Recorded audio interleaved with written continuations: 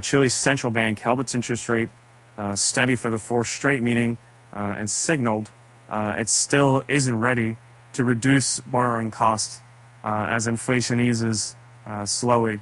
Board members led by Rosanna Costa voted unanimously on Friday to keep borrowing costs at 11.25%, the highest level in more than 2 decades. The bank repeated previous wording that rates would remain on hold for the time being and said the decision was consistent with its outlook. The board considers it appropriate to maintain the NPR at 11.25% until the state of the macroeconomy indicates that the process of inflation conversions to the 3% target had been consolidated. Central bankers wrote in a statement accompanying today's decision. Headline inflation eased to single digits for the first time in over a year in April, but core prices that exclude volatile items are putting a brake on the slowdown. Cost of living rises have proved stubborn as policymakers try to cool an economy that overheated on billions of dollars in early pension withdrawals and public stimulus, and then hit by higher commodity costs. In Chile's central bank sees activity and inflation in line with the forecast in its March quarterly report that puts it on track to start cutting rates in July, say, for policymakers' baseline scenario, which has the benchmark rate down to 8.5% by year end and 5.25%, 25% in 2024.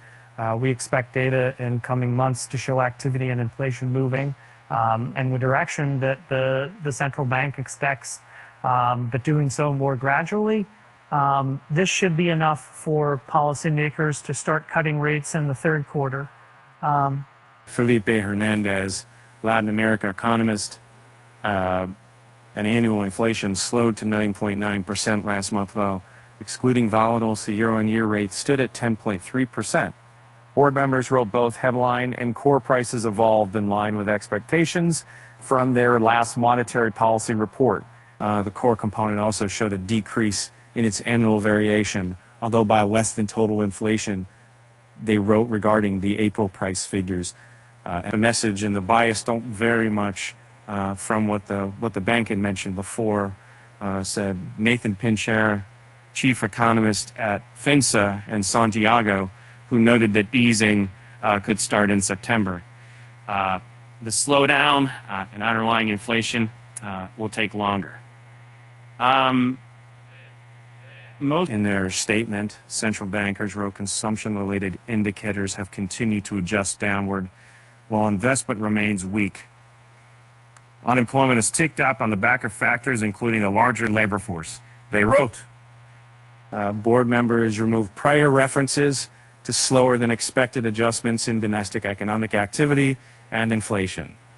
Their Chile's finance ministry boosted its economic outlook this week, forecasting gross domestic product will expand 0.3% this year versus the prior estimate of 0.7% contraction. The government also sees faster average inflation in 2023. In April, the central bank raised its own economic growth and inflation forecasts for this year.